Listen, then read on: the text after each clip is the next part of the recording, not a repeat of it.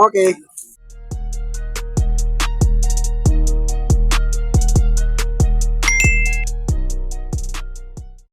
Kung papansinin niyo mga kaibigan, mula sa stator, dakuan Myers.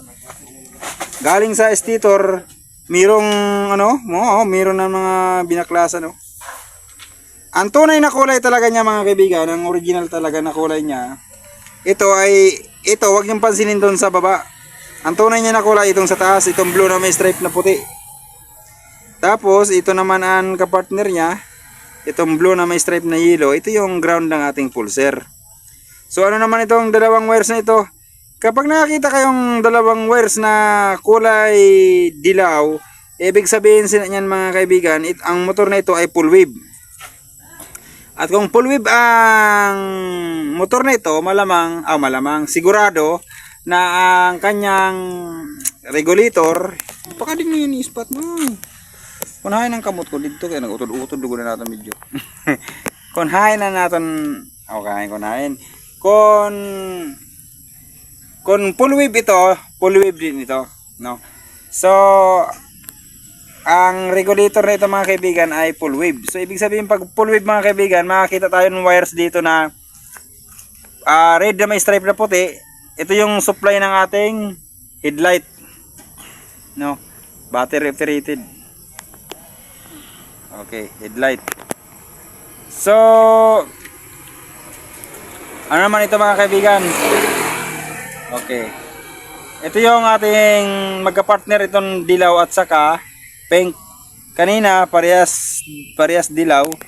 Magkaparehas lang yan mga kaibigan, walang pinagkaiba yan. Okay lang yan, magkapalit-palit. Pink and yellow, siya yung nagpapagana sa ating regulator. So ano naman tong kulay green, solid, ito ang ating ground. So ano naman tong kulay solid na pula, ito yung output ng ating regulator. Ang output ng ating regulator, itong yellow at saka pink, pagpasok dyan ng kuryente galing sa stator, maglalabas siya ng kuryente, dalawa. Isa dito, kick mo nga. Isa dito, ang output niya, ano ilalabas niya yan, oh. O yan, ang lakas. Tapos, dito din mga kaibigan sa kulay pula, meron din ito. Ito si pul natin. Tabi bon.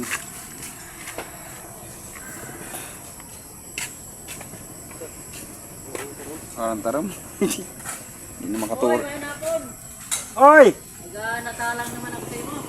Sabi ko ka ba ang mano rinig ka din ni tricycle? Tangkalan. Sabi ko, ano daw sa niyong problema naman? Wagan, kung nagainit na naman, napatay na naman. Pag nagainit? Pero hindi ka lang magdarayilo. Kaya kalinturado. Okay. Tapos mga kaibigan, dito, pag kick natin, dapat may lumabas sa kuryente. Ayun o, meron. Okay. So, good mga kaibigan. Ibig sabihin, walang problema ito ang ating customer na dalawa. Ibig sabihin, under talaga ito. Napatunayan na natin, good ito. So, dito na lang tayo sa ating CDI. Okay. Sa CDI natin, magkaiba-iba ng kulay mga kaibigan ng mga wires na ito. Ayun o, dili ko focus pa na ito. Okay, focus na. Dalilay may rin eh. Focus dapat nakakita sa wires. Okay. Huwag kayong pupukus sa kulay ng wires, kaya ang mga wires na ito, malamang pinagpalit-palit na ng unang gumawa. So sa function na lang tayo magpupukus. Ang function nito, kapag nakaharap sa inyo ang CD ay ganyan, dito sa taas, ito yung tinatawag natin na pulser. Ito siya oh. Ubos mo ko eh. Ito siya.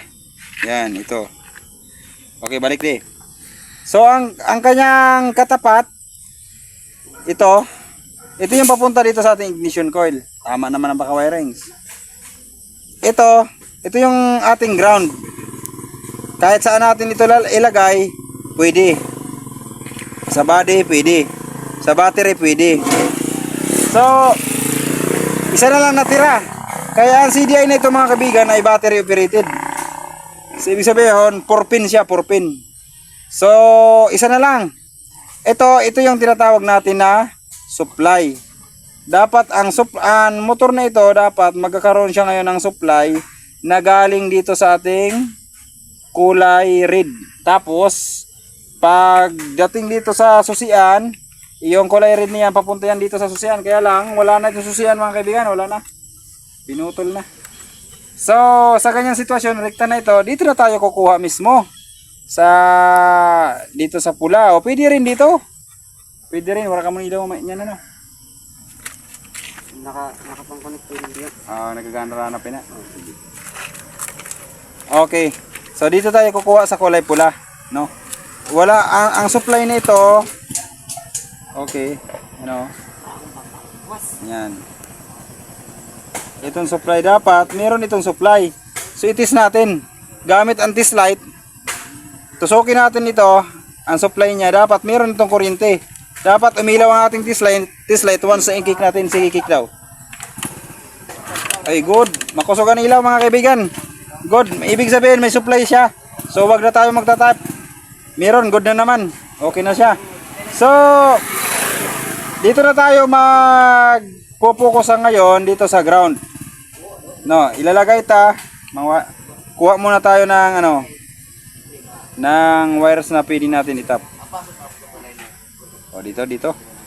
Dito mga kaibigan, pwede na dito. Sa panik pa. Ha? Ewan na yung pag-stop kay pira man lang na kami nuto. Dito magtatap tayo dito ng ng ground.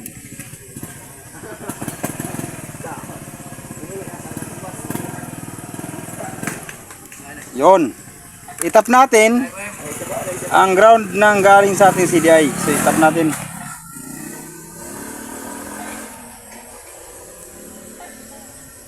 O, itap na natin. Excited na tayo. Tingnan na natin doon sa high tension wire sa spark plug. Tingnan natin kung mayroong lalabas na kuryente. Kung lumabas, ora pa. Dapat mayroong lumabas na kuryente kaya gabi na. Dapat mayroong lumabas na kuryente dito sa high tension wire. Papadyak natin. Padyak daw. Okay. Tay. Wala. Walang kuryente. Sige. Wala talaga. Okay mga kaibigan, walang kuryente. Malamang ito. CDI yata pumutok siguro na. Okay, walang kuryente. Good naman ang supply niya mga kaibigan.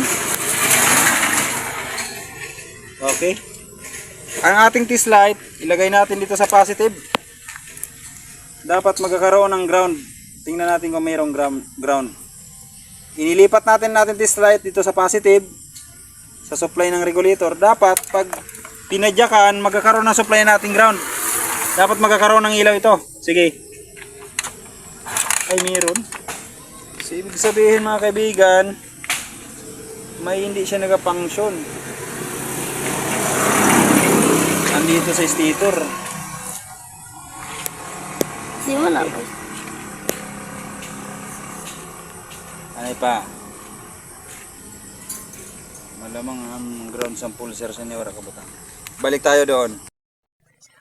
Para malaman natin mga kaibigan kung sira na natin ignition coil, tinanggal natin ang wires na nakalagay dito. Tapos ipakick natin, dapat umispark ito. Sige, kick.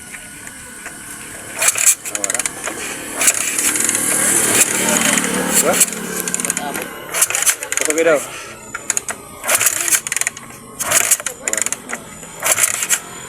Parang kuryente. Sige daw, kick daw.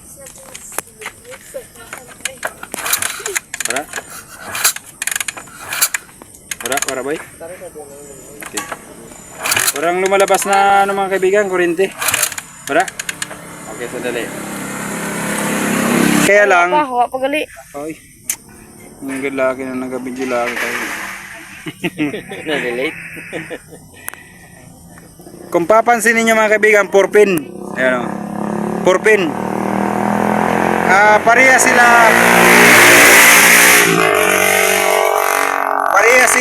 battery operated. Kaya lang ito ay XRM 125. Kapag nag-install kayo ng battery operated ng XRM, magkaiba ang connection ng wirings nito mga kaibigan. Kung dito ay ground dito positive ito dapat. Itong ating ground dito, ilalagay natin ito sa doon sa pula. Ilalagay tayo dito sa pula.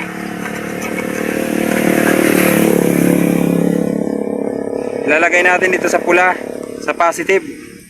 Ang dating ground sa CDI na ito, ililipat natin.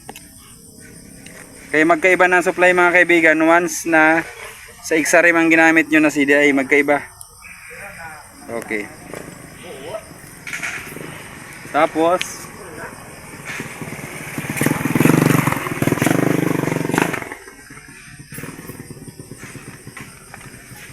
ilagay natin. Tapos yung supply kanina na ano, ilalagay na natin ito sa ground sa ngayon.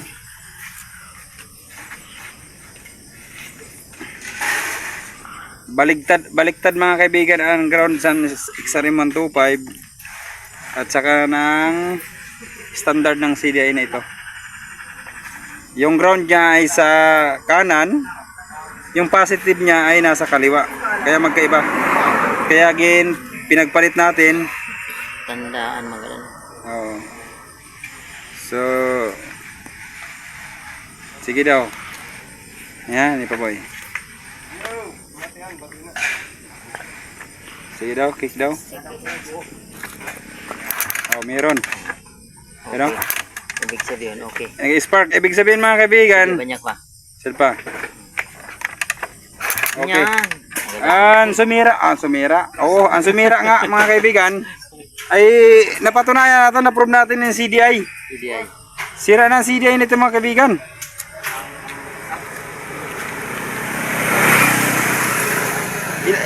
Pero ni katuig.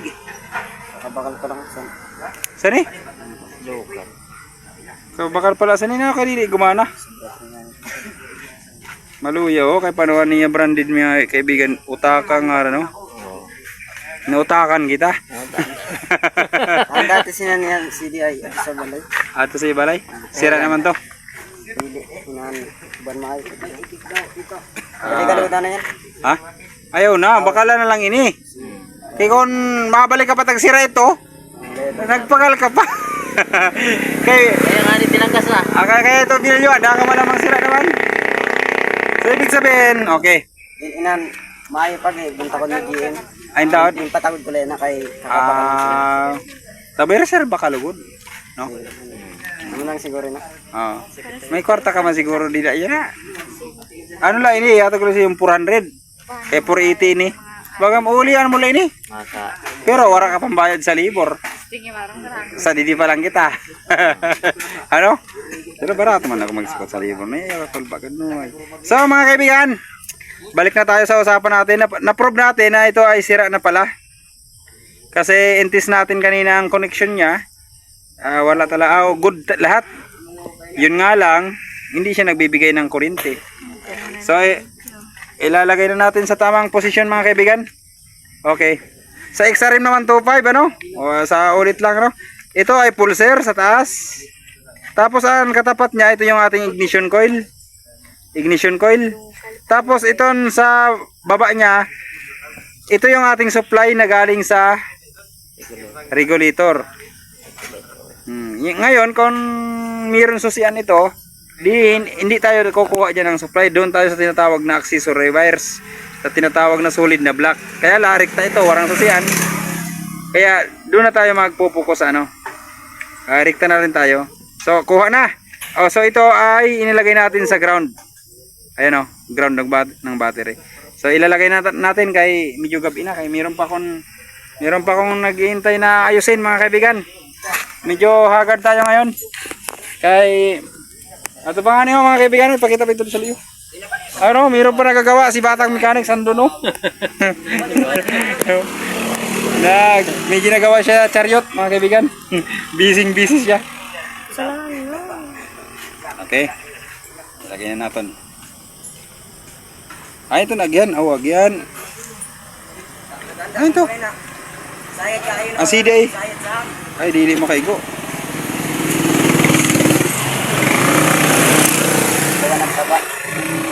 Nagtaba na ini, dili na makaigo siguro. Ay na kon hinatinat. Okay, tingnan na natin mga kaibigan kung meron na lumabas dyan na kuryente. Sige. Ayan o. Ayan na mga kaibigan. Lakas na. Sabihin, buhay na ang motor na ito.